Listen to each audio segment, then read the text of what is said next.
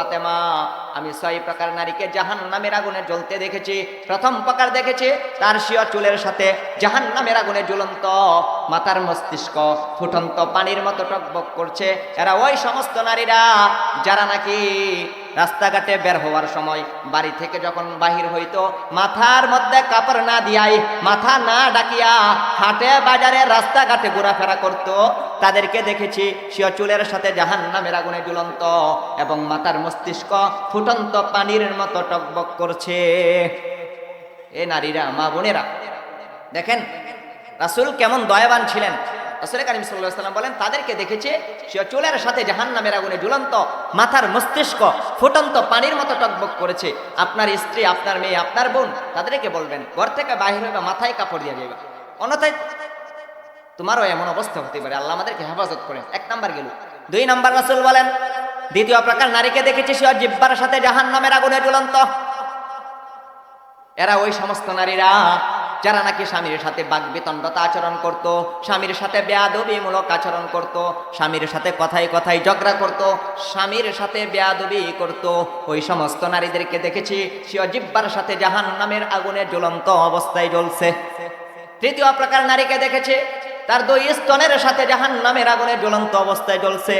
এরা হলো ওই সমস্ত নারীরা যারা নাকি বিবাহিত হওয়া সত্ত্বেও অবৈধভাবে অন্য একটা পুরুষের সাথে পরকীয়ায় লিপ্ত ছিল, অবৈধ সম্পর্ক রাখত। ওই সমস্ত নারীদেরকে দেখেছি তার 2 স্তনের সাথে জাহান্নামের আগুনে জ্বলন্ত অবস্থায় জ্বলছে। গেল 3। 4 নাম্বার রাসূল বলেন চতুর্থ প্রকার নারীকে দেখেছি 2টা হাত কপালের সাথে বাঁধা, 2টা পাও বুকের সাথে বাঁধা, এমন অবস্থায় জাহান্নামের আগুনে জ্বলন্ত অবস্থায় জ্বলছে। এরা হলো ওই সমস্ত নারীরা যারা নাকি নামাজের ব্যাপারে ছিল উদাসীন, সময় মতো নামাজ আদায় করতো না, অপবিত্রতা থেকে পবিত্র হওয়ার প্রতি গুরুত্ব দিত না। এমনকি তারা নামাজীদেরকে দেখলে হাসি ঠাট্টা মস্কারি করত। ওই সমস্ত নারীদেরকে দেখেছি 2টা হাত কপালের সাথে বাঁধা, 2টা পাও বুকের সাথে বাঁধা, এমন অবস্থায় জাহান্নামের আগুনে জ্বলন্ত অবস্থায় জ্বলছে। গেল 4। আল্লাহ রাসূল বলেন 5ম প্রকার নারীকে আমি এমন অবস্থায় দেখেছি চেহারা হয়ে গেছে শূকরের মতো, বাকি শরীরটা হয়ে গেছে গাধার মতো, বিষধর সাপ তাকে দংশন করছে। আল্লাহর রাসূল বলেন এই সমস্ত নারীরা 2টা বদ অভ্যাস ছিল। 1 নাম্বার গীবত করত, 2 নাম্বার মিথ্যা কথা বলতো। এই 2টা অপরাধের কারণে এভাবে তাদেরকে শাস্তি দেওয়া হচ্ছে। আল্লাহর রাসূল বলেন 6 প্রকার নারীদেরকে, 6 নাম্বার 6টা প্রকার নারীদেরকে আমি জাহান্নামে দেখেছি। কুকুরের আকৃতি ধারণ করেছে এবং মুখ থেকে আগুন বাহির হচ্ছে এবং জাহান্নামের ফেরেশতারা জাহান্নামের হাতিয়ার দ্বারা প্রহার করতেছে। এরা ওই সমস্ত নারীরা যারা নাকি অন্যের ভালো দেখলে হিংসা করত এবং উপকার করে খুঁটা দিত। আল্লাহ রাসূল বলেন ও আলী, এই 6 প্রকার নারীকে আমি জাহান্নামের আগুনে জ্বলতে দেখেছি। এই কথা মনে হইলে, স্মরণ হইলে অটোমেটিক আমার চোখ দিয়া অস্ত্র বাহির হয়, আমি আর কান্না থামাইতে পারি না। ও মা বোনেরা যারা বয়ানটা শুনছেন, খুবই গুরুত্বপূর্ণ কথা। যদি আমল করেন তাহলে আজকের এই দোয়া মাহফিল সফল হবে, কামিয়াব হবে। আল্লাহ রাসূল বলেন আমি অধিকাংশ নারীদেরকে জাহান্নামের আগুনে জ্বলতে দেখেছি। হে নারীরা তাসাদদাকনা, তোমরা বেশি বেশি দান সদকা করো। দান সদকা করলে আল্লাহ তোমাদের গুনাহ মাফ করবেন। দান সদকা করা মানে জাহান্নামের আগুনে পানি ঢালা। দান সদকা করে তোমরা জাহান্নামের আগুন থেকে বাঁচো। একটা ঘটনা লিখেছেন বাংলাদেশের সবচেয়ে বড় মাদ্রাসা দারুল উলুম মঈনুল ইসলাম হাটহাজারী চট্টগ্রাম। ওই মাদ্রাসা থেকে প্রতি মাসে একটা পত্রিকা বের হয়, নাম বলে মঈনুল ইসলাম, মাসিক মঈনুল ইসলাম। 2015 সালের মে মাসের এক পত্রিকায় একটা ঘটনা উল্লেখ করেছেন মুফতি আব্দুর রউফ। ওনার একটা কিতাব আহওয়ালুল কবুর, এই কিতাবের মধ্যে একটা ঘটনা উল্লেখ করেছেন, খুব চমৎকার, মনোযোগ দিয়ে শুনেন। এক ব্যক্তি কবরের পাশ দিয়ে যাচ্ছেন, এমন অবস্থায় কবর থেকে আওয়াজ আসছে আমি জীবিত, আমাকে কবর থেকে বাহির করো। আশ্চর্য ঘটনা, এমন তো জীবনে হয় নাই, দেখি নাই, শুনি নাই। কবর থেকে আওয়াজ আসছে আমি জীবিত, আমাকে কবর থেকে বাহির করো, আমি জীবিত, আমাকে কবর থেকে বাহির করো। 2-3 বার একই আওয়াজ। ওই বালক চলে গেছে এলাকার মানুষজনকে জড়ো করলো, আসেন আসেন, একটা ঘটনা ঘটছে, আশ্চর্য ঘটনা, কবর থেকে আওয়াজ আসতেছে আমি জীবিত, আমাকে কবর থেকে বাহির করো। এলাকার মানুষ, হ্যাঁ সত্যি সত্যি কবর থেকে আওয়াজ আসছে, আমি জীবিত, আমাকে কবর থেকে বাহির করো। এলাকার লোকজন গেছে মুফতি সাহেব হুজুরের কাছে, ইমাম সাহেব হুজুরের কাছে, হুজুর কি করতে পারি? হুজুর বললেন ঠিক আছে, ফতোয়া দিয়েছে, কবরের মাটি সরাও, কবর খনন করে দেখো কি অবস্থা। এলাকার সাহসী মানুষগণ আসলো, কবরের মাটি সরাইছে, কবর খনন করে।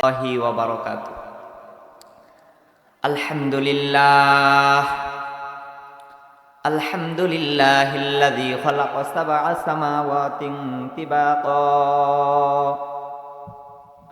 ওয়া খালাকাশ শামসা ওয়া খালাকাল কমারা ওয়া খালাকান নুজুম ওয়া খালাকাল জান্নাতা ওয়া খালাকান নারা ওয়া খালাকাস সিরাজ ওয়া খালাকাল আরদা ওয়া খালাকাল জিবালা ওয়া খালাকাল বিহার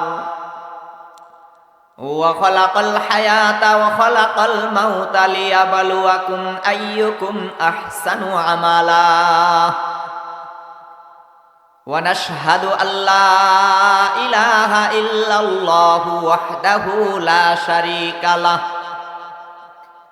লা মিথলা লাহু ফি খালকিহি ওয়ালা ফি সুনইহি ওয়ালা ফি সামইহি ولا في بصره ولا في علمه ولا في حلمه ولا في قدرته ولا في كبريائه ليس كمثله شيء ونشهد أن سيدنا وسندنا وحبيبنا وحبيب ربنا ومولانا محمدا عبده ورسوله الذي أرسله بالحق بشيرا ونذيرا وداعيا إلى الله بإذنه وسراجا وقمرا منيرا أما بعد فأعوذ بالله من الشيطان الرجيم بسم الله الرحمن الرحيم يا نساء النبي لستن كأحد من النساء إن اتقيتن فلا تخضعن بالقول فيطمع الذي في قلبه مرض وقلن قولا معروفا صدق الله العظيم وقال رسول الله صلى الله عليه وسلم صنفان من أهل النار لم أراهما قوم معهم سيات كأذناب البقر يضربون بها الناس ونساء كاسيات عاريات مميلات مائلات رؤوسهن كأسنمة البخت المائلة لا يدخلن الجنة ولا يجدن ريحها لا يوجد من مسيرة كذا وكذا سبحانك لا علم لنا إلا ما علمتنا إنك أنت العليم الحكيم কোরিয়া দক্ষিণ পাড়া সকল মৃত কবরবাসীদের রুহের মাগফিরাত কামনায় যুব সমাজের উদ্যোগে আয়োজিত ওয়াজ ও দোয়া মাহফিলের উপস্থিত শ্রদ্ধাভাজন সম্মানিত সভাপতি সাহেব, উপস্থিত দিগর মুআজ্জাজ মুকাররম হযরত উলামায়ে কেরাম, মুরব্বিয়ানে আযম, যুবক বাইশাপ ও আমার পর্দানিশি মা ও বোন ও হযরত সর্বস্তরের সুধী সমাজ, আমি আপনাদের খেদমতে আল্লাহর পবিত্র কালামের সূরা আহজাবের 32 নম্বর আয়াতে কারিমা তিলাওয়াত করেছি। রাসূল করিম সাল্লাল্লাহু আলাইহি ওয়াসাল্লামের অসংখ্য অগণিত হাদিস থেকে একখানা হাদিস পাঠ করেছি। আয়াত ও হাদিসকে সামনে রেখে ধারাবাহিকভাবে কিছু কথা বলার চেষ্টা করব। আল্লাহ তাআলা আমাদেরকে আমলের নিয়তে বলার, শোনার, বোঝার তৌফিক দান করেন। সকলে বলুন আমিন। ধারাবাহিকভাবে কিছু আলোচনা করব। গত বছরের আগের বছর এখানে আরো বড় পরিসরে মাহফিল হয়েছিল, আমি এসেছিলাম। আমি একটা বিষয়ে বয়ান করেছিলাম, এখনো মনে আছে আমার, যে সুদ ঘুষ বিষয়।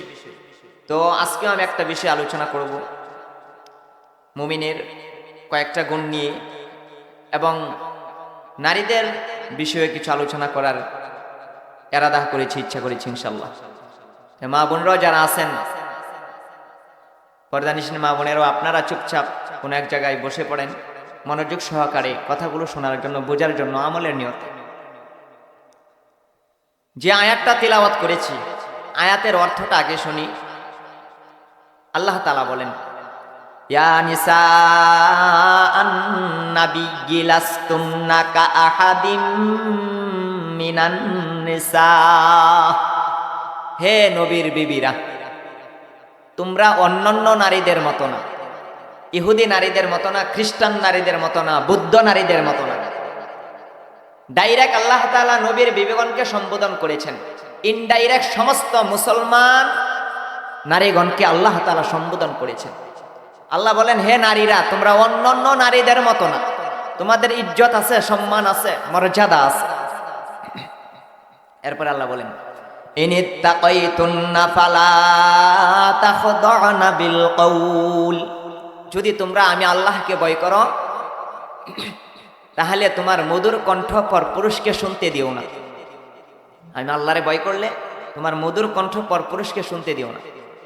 ইনিত্তাকাইতুন্না ফালা তাখদা'না বিল কওলি ফায়াতমা'আল্লাযী ফি কলবিহি মারাদ ওয়া কুলনা কওলাম মা'রুফা। যদি শুনতে দাও, তোমাকে নিয়ে কামনা বাসনা করবি, কিভাবে তোমার সাথে কুকর্ম করা যায়, জিনা করা যায়। আর তুমি যখন কথা বলতে চাও জরুরি প্রয়োজনে, তখন স্পষ্ট কথা বলো, তোমার মধুর কণ্ঠ পরপুরুষকে শুনতে দিও। এই হলো মোটামুটি আয়াতের অনুবাদ। তো আল্লাহ পাক রব্বুল আলামিন আমাদেরকে সৃষ্টি করেছেন আল্লাহর ইবাদত বন্দেগী করার জন্য। আল্লাহ তাআলা একটা নির্দিষ্ট হায়াত দিয়ে, সময় দিয়ে আমাদেরকে দুনিয়াতে প্রেরণ করেছেন। তারপরে আমাদের সকলকে আবার কবর জগতে চলে যেতে হবে। ওইখান থেকে আল্লাহ তাআলা হাশরের ময়দানে উপস্থিত করবেন। সমস্ত মানুষকে কবর থেকে আল্লাহর আদালতে হাজিরা দিতে হবে কিনা? করতে হবে। আল্লাহ বলেন, ইয়াউমা ইউনফাখু ফিস-সূরি ফাতাআতুনা আফওয়াজা। আল্লাহ বলেন, ও পৃথিবীর মানব জাতি হে, যেই দিন আমার ইসরাফিল দ্বিতীয়বারের মতো সিংগাই ফুৎকার মারিয়া দিবে, তখন মানুষ দলে দলে কবর থেকে উঠিয়া আমি আল্লাহর আদালতে হাজিরা দিবে। একজন সাহাবী বলেন, ইয়া রাসূলুল্লাহ, ইয়া হাবিবাল্লাহ, আমার আপনার গুনাহগার উম্মতের দলেরা কত প্রকারে উঠবে? আফওয়াজা অর্থ দলে দলে উঠবে। তখন নবী করিম সাল্লাল্লাহু আলাইহি সাল্লাম বলেন, আমার গুনাহগার উম্মতেরা 10 প্রকারে, 10টা আকৃতি ধারণ করিয়া, 10টা সূরত ধরিয়া কবর থেকে আল্লাহর আদালতে হাজিরা দিবে। 1 নাম্বার বানরের সূরতে, 2 নাম্বার শূকরের সূরতে, 3 নাম্বার মাথা নিচু অবস্থায়, 4 নাম্বার জিহ্বা নাভিস্থল পর্যন্ত ঝুলতে থাকবে, জিহ্বা হইতে রক্ত এবং পুজ বাহির হইতে থাকবে। এমন অবস্থায় কবর থেকে আল্লাহর আদালতে হাজিরা দিবে। 5 নাম্বার অন্ধ অবস্থায় উঠবে। 6 নাম্বার হাত পা কাটা অবস্থায় উঠবে। 7 নাম্বার অগ্নির শূলে ঝুলন্ত অবস্থায় উঠবে। 8 নাম্বার শরীর হইতে পচা মুর্দার চাইতে বেশি দুর্গন্ধ আসতে থাকবে। এই দুর্গন্ধের কারণে হাসরের মাঠের মানুষগুলো অস্থির আর পেরেশান হইয়া যাবে। আরেক দল লোক উঠবে, শরীরের মধ্যে আগুনের জুব্বা পরিধান করানো হইবে। ওই জুব্বার তাপের কারণে শরীরের গোশতগুলো বোনা অবস্থায় থাকবে। আরেক দল লোক উঠবে, হাতও নাই পাও নাই, গড়িয়া গড়িয়া কবর থেকে আল্লাহর আদালতে হাজিরা দিবে। বিভিন্ন আকৃতি ধারণ করিয়া, বিভিন্ন সূরত ধরিয়া আমার গুনাহগার উম্মতেরা কবর থেকে আল্লাহর আদালতে হাজিরা দিবে। আল্লাহ রাসূল বলেন, ইন্নাকুম মাহশুরুনা ইয়াউমাল কিয়ামাতি। সমস্ত মানুষ যখন কবর থেকে উঠবে, তখন তাদের খতনাহীন অবস্থায় থাকবে, পরনে কাপড় থাকবে না, এমন অবস্থায় উঠবে। আম্মা জান আয়েশা সিদ্দিকা রাদিয়াল্লাহু তাআলা আনহা বলেন, ইয়া রাসূলুল্লাহ, ইয়া হাবিবাল্লাহ, আমি আয়েশাও কি উলঙ্গ থাকবো? নবী বলেন হ্যাঁ। আমার পিতা আবু বকর কি উলঙ্গ? নবী বলেন হ্যাঁ। উমর কি উলঙ্গ? নবী বলেন হ্যাঁ। হাসান হুসাইন কি উলঙ্গ? নবী বলেন হ্যাঁ। আল্লাহর নবীকে আয়েশা রাদিয়াল্লাহু তাআলা জিজ্ঞাসা করেন, ইয়া রাসূলুল্লাহ, ইয়া হাবিবাল্লাহ, আপনি না আমার স্বামী, আমি না আপনার স্ত্রী, আমি আয়েশা যদি উলঙ্গ থাকি, বস্ত্রহীন অবস্থায় কবর থেকে আল্লাহর আদালতে হাজিরা দেই, আদম থেকে কিয়ামত পর্যন্ত সমস্ত মানুষেরা, সমস্ত বনি আদম সন্তানেরা, আমার রুহানি সন্তান, তারা আমার লজ্জাস্থান দেখবে, আমার কি শরম লাগবে না? হায়া লাগবে না? আত্মমর্যাদায় আঘাত লাগবে না? এখন ঘটনা শুনুন। হযরত আলী রাদিয়াল্লাহু তাআলা আনহু এবং ফাতেমা রাদিয়াল্লাহু তাআলা আনহা, স্বামী স্ত্রী দুইজন বাবার বাড়ি গেছে। ফাতেমা রাদিয়াল্লাহু তাআলা আনহা ওনার বাবার বাড়ি, আলী রাদিয়াল্লাহু তাআলা আনহু ওনার শ্বশুর বাড়ি গেছেন। যায় দেখতেছেন নবী করিম সাল্লাল্লাহু আলাইহি সাল্লাম ফুফিয়ে ফুফিয়ে কাঁদছেন। আলী রাদিয়াল্লাহু তাআলা আনহু বলেন, ইয়া রাসূলুল্লাহ, ইয়া হাবিবাল্লাহ, আমার পিতা মাতা আপনার উপর কুরবানি হোক, একটু দয়া কইরা মায়া কইরা বলুন, আপনি এমন ফুফিয়ে ফুফিয়ে কেন কাঁদছেন? আল্লাহর রাসূল বলেন, আলী, আমি যখন মেরাজে গিয়েছিলাম তখন আল্লাহ আমারে জান্নাত দেখাইছে, জাহান্নাম দেখাইছে। আমি জাহান্নাম যখন পরিদর্শন করছিলাম, 6 প্রকার নারীদেরকে জাহান্নামের আগুনে জ্বলতে দেখেছি। এই কথা মনে হইলে আমার চোখে যদি বেশি উঠে, অটোমেটিক আমার চোখ দিয়া অশ্রু বাহির হয়, আমি আর সহ্য করতে পারি না। নারীদের জন্য কে পরিমাণ দয়াবান মায়াবান ছিলেন রাসূল! নারীদের কথা মনে হইলেই কান্নাকাটি করতেন। আল্লাহর রাসূল বলেন, ও মা ফাতেমা, আমি 6 প্রকার নারীদেরকে জাহান্নামের আগুনে জ্বলতে দেখেছি। 1 নাম্বার, একদল নারীকে দেখেছি, তার চুলের সাথে জাহান্নামের আগুনে ঝুলন্ত এবং মাথার মস্তিষ্ক ফুটন্ত পানির মতো টকবক করছে। 2 প্রকার নারীদেরকে দেখেছি, সে জিহ্বার সাথে জাহান্নামের আগুনের সাথে ঝুলন্ত অবস্থায় জ্বলছে। 3 প্রকার নারীদেরকে দেখেছি, তার 2 স্তনের সাথে জাহান্নামের আগুনে ঝুলন্ত অবস্থায় জ্বলছে।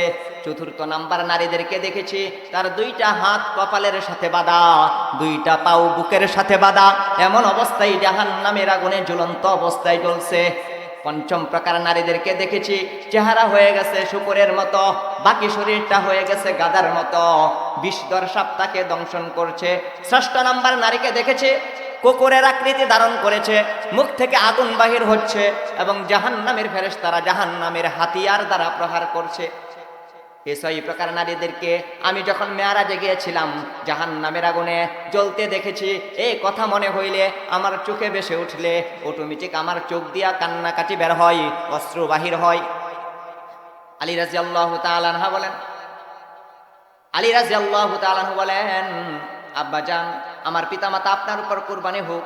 ফাতেমা রাদিয়াল্লাহু তাআলা আনহা বলেন, আব্বাজান, একটু দয়া করে মায়া করে বলুন না, এই 6 প্রকার নারীকে জাহান্নামের আগুনে জ্বলতে দেখেছেন কোন কর্মের কারণে, কোন অপরাধের কারণে? তখন নবী করিম সাল্লাল্লাহু আলাইহি সাল্লাম বলেন, ও ফাতেমা, আমি 6 প্রকার নারীকে জাহান্নামের আগুনে জ্বলতে দেখেছি। 1ম প্রকার দেখেছি, তার শিয়া চুলের সাথে জাহান্নামের আগুনে জ্বলন্ত, মাথার মস্তিষ্ক ফুটন্ত পানির মতো টকবক করছে। এরা ওই সমস্ত নারীরা যারা নাকি রাস্তাঘাটে বের হওয়ার সময় বাড়ি থেকে যখন বাহির হইতো, মাথার মধ্যে কাপড় না দিয়াই, মাথা না ডাকিয়া হাটে বাজারে রাস্তাঘাটে ঘোরাফেরা করত। তাদেরকে দেখেছি সে চুলের সাথে জাহান্নামের আগুনে ঝুলন্ত এবং মাথার মস্তিষ্ক ফুটন্ত পানির মতো টকবক করছে। এ নারীরা, মা বোনেরা, দেখেন রাসূল কেমন দয়াবান ছিলেন। রাসূল কারীম সাল্লাল্লাহু আলাইহি ওয়াসাল্লাম বলেন, তাদেরকে দেখেছে সে চুলের সাথে জাহান্নামের আগুনে ঝুলন্ত, মাথার মস্তিষ্ক ফুটন্ত পানির মতো টকবক করেছে। আপনার স্ত্রী, আপনার মেয়ে, আপনার বোন, তাদেরকে বলবেন ঘর থেকে বাহির হইবা, মাথায় কাপড় দিয়ে যাবে, অন্যথায় তোমারও এমন অবস্থা হতে পারে। আল্লাহ আমাদেরকে হেফাজত করেন। 1 নাম্বার গেল। 2 নাম্বার রাসূল বলেন, 2য় প্রকার নারীকে দেখেছি সে জিহ্বার সাথে জাহান্নামের আগুনে ঝুলন্ত। এরা ওই সমস্ত নারীরা যারা নাকি স্বামীর সাথে বাকবিতণ্ডতা আচরণ করত, স্বামীর সাথে বেয়াদবিমূলক আচরণ করত, স্বামীর সাথে কথায় কথায় ঝগড়া করত, স্বামীর সাথে বেয়াদবি করত। ওই সমস্ত নারীদেরকে দেখেছি সে জিহ্বার সাথে জাহান্নামের আগুনে জ্বলন্ত অবস্থায় জ্বলছে। 3য় প্রকার নারীকে দেখেছে তার 2 স্তনের সাথে জাহান্নামের আগুনে জ্বলন্ত অবস্থায় জ্বলছে। এরা হলো ওই সমস্ত নারীরা যারা নাকি বিবাহিত হওয়া সত্ত্বেও অবৈধভাবে অন্য একটা পুরুষের সাথে পরকীয়ায় লিপ্ত ছিল, অবৈধ সম্পর্ক রাখতো, ওই সমস্ত নারীদেরকে দেখেছি তার দুই স্তনের সাথে জাহান্নামের আগুনে জ্বলন্ত অবস্থায় জ্বলছে। গেল 3। 4 নাম্বার রাসূল বলেন চতুর্থ প্রকার নারীকে দেখেছি দুইটা হাত কপালের সাথে বাঁধা, দুইটা পাও বুকের সাথে বাঁধা, এমন অবস্থায় জাহান্নামের আগুনে জ্বলন্ত অবস্থায় জ্বলছে। এরা হলো ওই সমস্ত নারীরা যারা নাকি নামাজের ব্যাপারে ছিল উদাসীন, সময় মতো নামাজ আদায় করতো না, অপবিত্রতা থেকে পবিত্র হওয়ার প্রতি গুরুত্ব দিত না। এমনকি তারা নামাজিদেরকে দেখলে হাসি ঠাট্টা মস্কারি করত। ওই সমস্ত নারীদেরকে দেখেছি দুইটা হাত কপালের সাথে বাঁধা, দুইটা পাও বুকের সাথে বাঁধা, এমন অবস্থায় জাহান্নামের আগুনে জ্বলন্ত অবস্থায় জ্বলছে। গেল 4। আল্লাহ রাসূল বলেন পঞ্চম প্রকার নারীকে আমি এমন অবস্থায় দেখেছি চেহারা হয়ে গেছে শূকরের মতো, বাকি শরীরটা হয়ে গেছে গাধার মতো, বিষধর সাপ তাকে দংশন করছে। আল্লাহর রাসূল বলেন এই সমস্ত নারীরা দুইটা বদ অভ্যাস ছিল। 1 নাম্বার গীবত করত, 2 নাম্বার মিথ্যা কথা বলতো। এই দুইটা অপরাধের কারণে এভাবে তাদেরকে শাস্তি দেওয়া হচ্ছে। আল্লাহর রাসূল বলেন 6 প্রকার নারীদেরকে, 6 নাম্বার 6ষ্ঠ প্রকার নারীদেরকে আমি জাহান্নামে দেখেছি।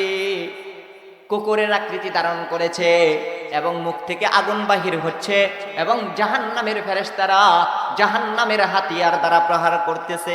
এরা ওই সমস্ত নারীরা যারা নাকি অন্যের ভালো দেখলে হিংসা করত এবং উপকার করে খুঁটা দিত। আল্লাহ রাসূল বলেন ও আলী এই 6 প্রকার নারীকে আমি জাহান্নামের আগুনে জ্বলতে দেখেছি। এই কথা মনে হইলে, স্মরণ হইলে অটোমেটিক আমার চোখ দিয়া অস্ত্র বাহির হয়, আমি আর কান্না থামাইতে পারি না। ও মা বোনেরা যারা বয়ানটা শুনছেন, খুবই গুরুত্বপূর্ণ কথা, যদি আমল করেন তাহলে আজকের এই দোয়া মাহফিল সফল হবে, কামিয়াব হবে। আল্লাহ রাসূল বলেন আমি অধিকাংশ নারীদেরকে জাহান্নামের আগুনে জ্বলতে দেখেছি। এ নারীরা তাসাদ্দাকনা, তোমরা বেশি বেশি দান সদকা করো। দান সদকা করলে আল্লাহ তোমাদের গুনাহ মাফ করবেন। দান সদকা করা মানে জাহান্নামের আগুনে পানি ডালা। দান সদকা করে তোমরা জাহান্নামের আগুন থেকে বাঁচো। একটা ঘটনা লিখেছেন বাংলাদেশের সবচেয়ে বড় মাদ্রাসা দারুল উলুম মঈনুল ইসলাম হাটহাজারী চট্টগ্রাম, ওই মাদ্রাসা থেকে প্রতি মাসে একটা পত্রিকা বের হয়, আমি বলি মঈনুল ইসলাম, মাসিক মঈনুল ইসলাম। 2015 সালের মে মাসের এক পত্রিকায় একটা ঘটনা উল্লেখ করেছেন মুফতি আব্দুর রউফ। ওনার একটা কিতাব আহওয়ালুল কবুর, এই কিতাবের মধ্যে একটা ঘটনা উল্লেখ করেছেন, খুব চমৎকার, মনোযোগ দিয়ে শুনেন। এক ব্যক্তি কবরের পাশ দিয়ে যাচ্ছেন, এমন অবস্থায় কবর থেকে আওয়াজ আসছে আমি জীবিত, আমাকে কবর থেকে বাহির করো। আশ্চর্য ঘটনা, এমন তো জীবনে হয় নাই, দেখি নাই, শুনি নাই। কবর থেকে আওয়াজ আসছে আমি জীবিত, আমাকে কবর থেকে বাহির করো, আমি জীবিত, আমাকে কবর থেকে বাহির করো। 2-3 বার একই আওয়াজ। ওই বালক চলে গেছে এলাকার মানুষজনকে জড়ো করলো, আসেন আসেন, একটা ঘটনা ঘটছে, আশ্চর্য ঘটনা, কবর থেকে আওয়াজ আসতেছে আমি জীবিত, আমাকে কবর থেকে বাহির করো। এলাকার মানুষ হ্যাঁ সত্যি সত্যি কবর থেকে আওয়াজ আসছে আমি জীবিত, আমাকে কবর থেকে বাহির করো। এলাকার লোকজন গেছে মুফতি সাহেব হুজুরের কাছে, ইমাম সাহেব হুজুরের কাছে, হুজুর কি করতে পারি? হুজুর বললেন ঠিক আছে, ফতোয়া দিয়েছে কবরের মাটি সরাও, কবর খনন করে দেখো কি অবস্থা। এলাকার সাহসী মানুষগণ আসলো, কবরের মাটি সরাইছে, কবর খনন করে দেখে একেবারে বিবস্ত্র উলঙ্গ এক মহিলা। মহিলা বলতেছে আমাকে একটা কাপড় দাও, কাপড় দাও। এলাকাবাসী মানুষেরা একটা কাপড় দিল। কাপড় দেওয়ার পর ওই নারী মাথা থেকে পা পর্যন্ত ডাকিয়া সারা শরীরে পেঁচাইয়া কবর থেকে উঠিয়া দ্রুত গতিতে পার্শ্ববর্তী এক ঘরে যায়া দরজা লাগাইয়া দিছে, চিটকারি লাগাইয়া দিছে। মানুষেরা পিছনে দৌড়ে দৌড়ে আসছে, আইসা দেখে দরওয়াজা বন্ধ, লক লাগাই দিছে। বলতেছে দরজা খুলো, দরজা খুলো। না ভাই দরজা খুলবো না, দরজা খুলবো না, সব ধরনের লোকেরা আমাকে দেখে সহ্য করতে পারবেন না, অজ্ঞান হইয়া বেহুশ হয়ে মারা যাইবেন, আমি দরজা খুলবো না। অনেক রিকোয়েস্ট, কাকুতি মিনতি, বোন বোন দরজাটা খুলো না, দরজাটা খুলো না। না ভাই দরজা খুলবো না, খুলবো। অনেক যুবকরা বলতেছেন আমরা সাহসী, আমাদের হার্ট শক্তিশালী আছে, অসুবিধা নাই বোন প্লিজ দরজাটা খুলো।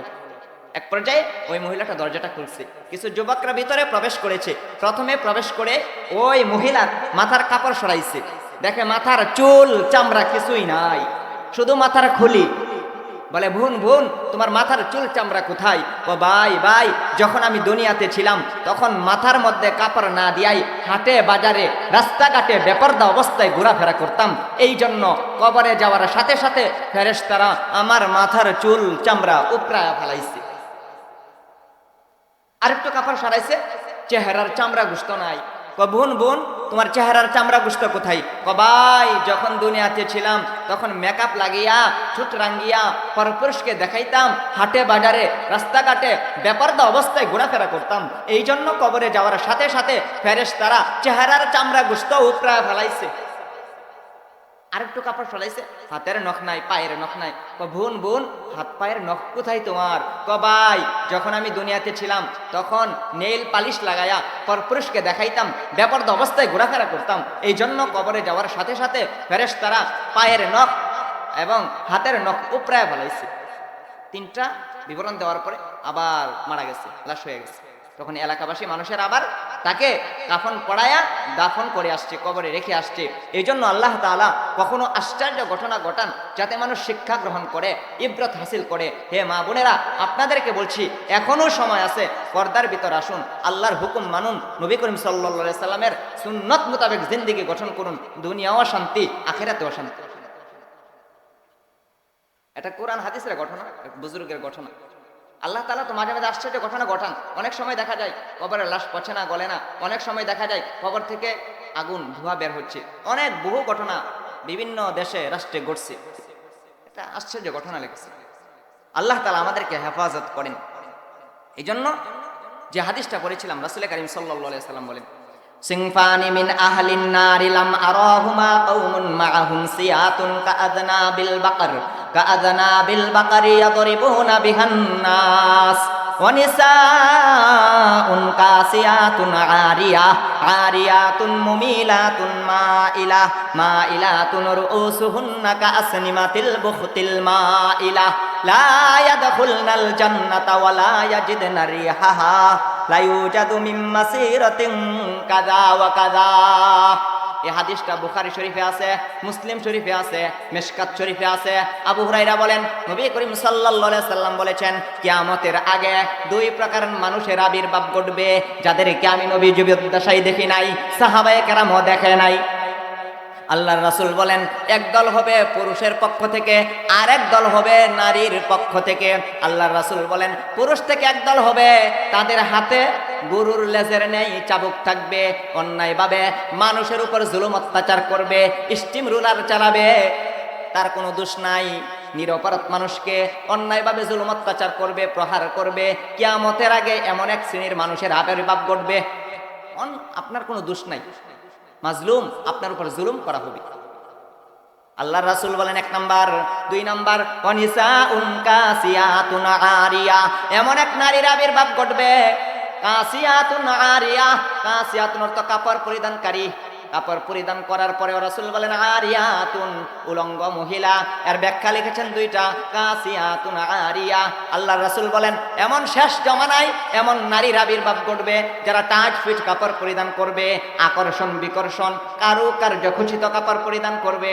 এই সমস্ত নারীরা কাপড় পরিধান করার পরেও শরীরের কিছু কিছু অঙ্গ পতঙ্গ দেখা যাবে, দূর থেকে তাদের অঙ্গ পতঙ্গগুলো আন্দাজ করা যাবে। আল্লাহর রাসূল বলেন, কাসিয়াতুন আরিয়া, এমন নারীর আবির্ভাব ঘটবে যারা টাইট ফিট কাপড় পরিধান করবে। আয়েশা, ইয়াউমা ইউনফাখু ফিস-সূরি ফাতাতুনা আফওয়াজা, যেদিন ইসরাফিল সিংহায় ফুৎকার মারিয়া দিবে, মানুষগুলা কবর থেকে দলে দলে উঠিয়া আল্লাহর আদালতে হাজিরা দিবে।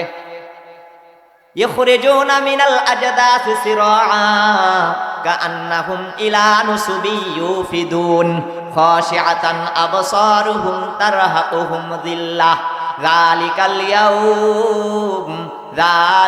ইয়াউমুল্লাযী কানু ইউআদুন।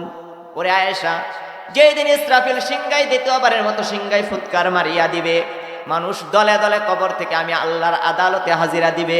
ওই দিন মানুষের পরনে কোনো কাপড় থাকবে না, উলঙ্গ অবস্থায়, খতনাবিহীন অবস্থায়, এমন অবস্থায় আল্লাহর আদালতে সমস্ত মানুষগুলা হাজিরা দিবে।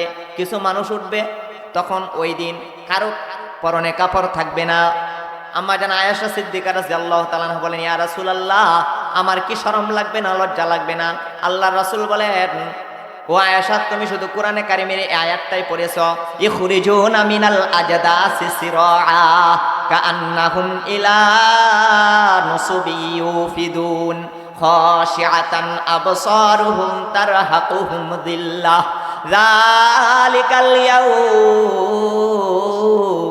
যালিকাল ইয়াউমুল্লাযী কানূ ইউআদুন। তুমি কি ওই আয়াতটা পড়ো নাই?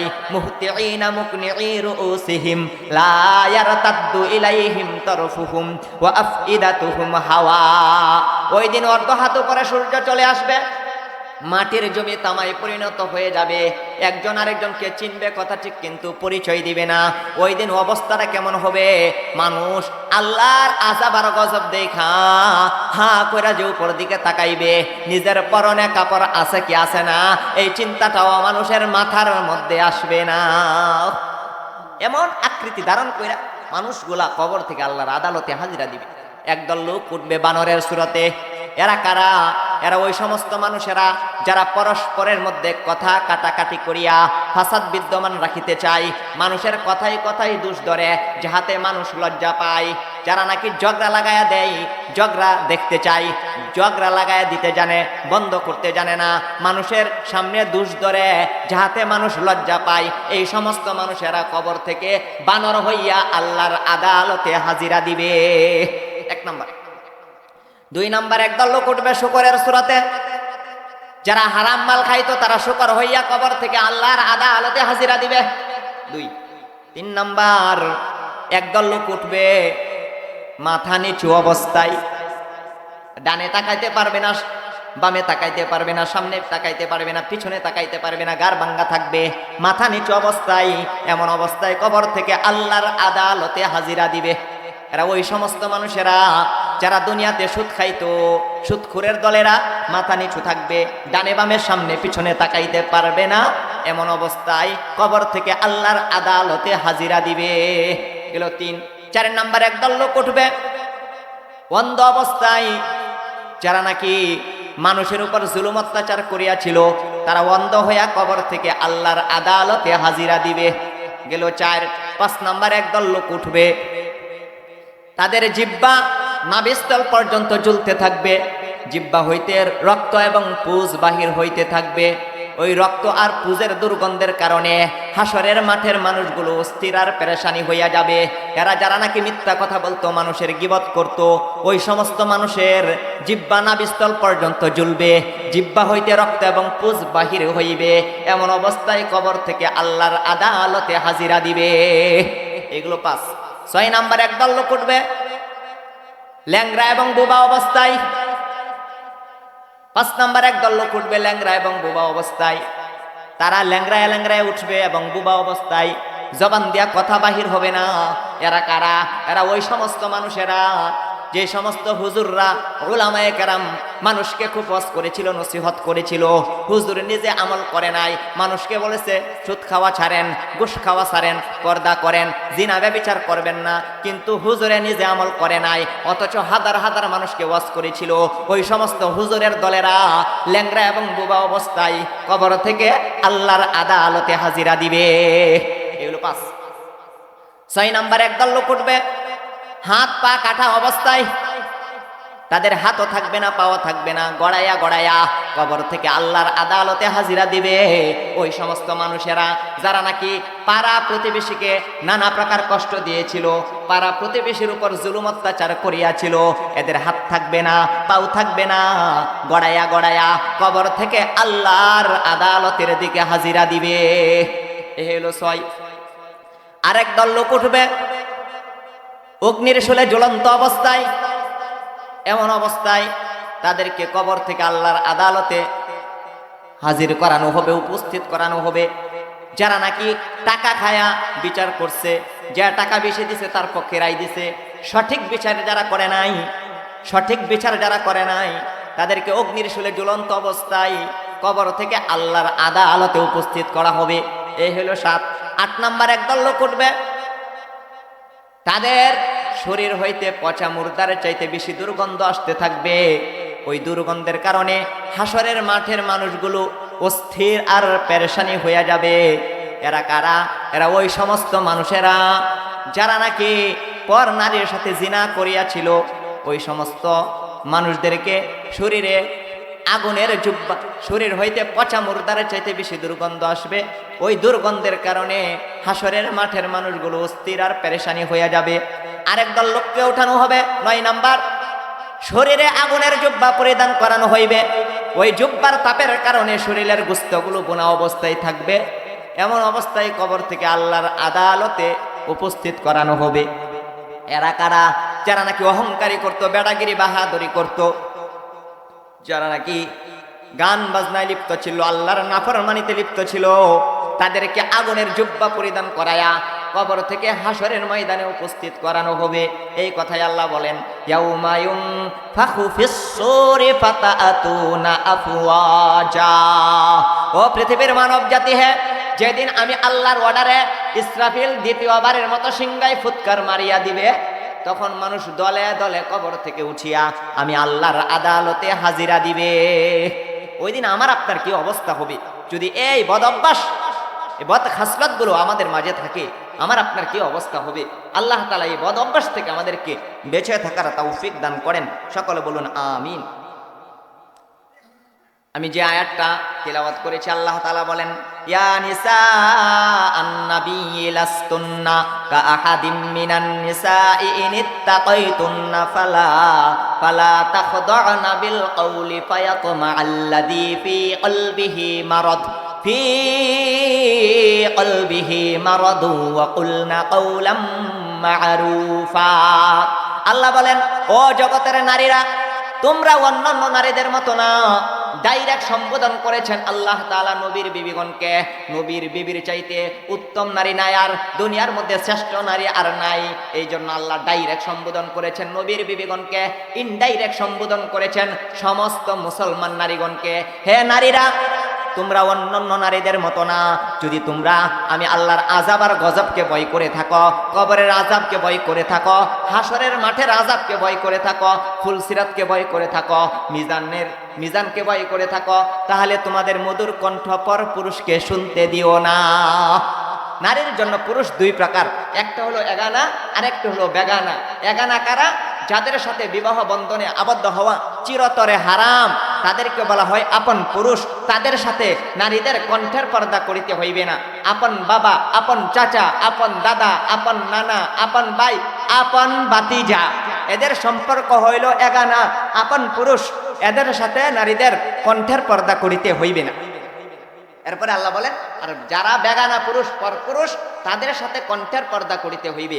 আল্লাহ এই কথাই বলেন, ইনিত্তাকাইতুন্না ফালা তাখদা'না বিল কওলি ফায়াতমা'আল্লাযী ফী কলবিহি মারাদু ওয়া কুলনা কাওলাম মা'রুফা। ও জগতের নারীরা, যদি তোমরা আমি আল্লাহর আযাব আর গজবকে ভয় করো, মধুর কণ্ঠ পর পুরুষকে শুনতে দিও না। যাদের সাথে বিবাহ বন্ধনে আবদ্ধ হওয়া হালাল জায়েজ, তারা হইল বেগানা পুরুষ। বাংলাদেশের মহিলাদের জন্য টেকনাফ থেকে তেতুলিয়া পর্যন্ত সমস্ত পুরুষই বেগানা, ইল্লা এগানা। আপন পুরুষ ছাড়া যত পুরুষ আছে সমস্ত পুরুষ হইল নারীদের জন্য বেগানা। যাদের সাথে বিবাহ বসা জায়েজ, তাদেরকে তোমরা মধুর কণ্ঠ শুনতে দিও না। মধুর কণ্ঠ শুনতে দিও না। নারীদের কণ্ঠ হইল 4 প্রকার। একটা হলো সামান্যতম মিঠা, পুরাপুরি মিঠা, সামান্যতম কর্কশ, পুরাপুরি কর্কশ। আল্লাহ বলেন, মধুর কণ্ঠ, তোমার মিষ্টি কণ্ঠ পর পুরুষকে শুনতে দিও না।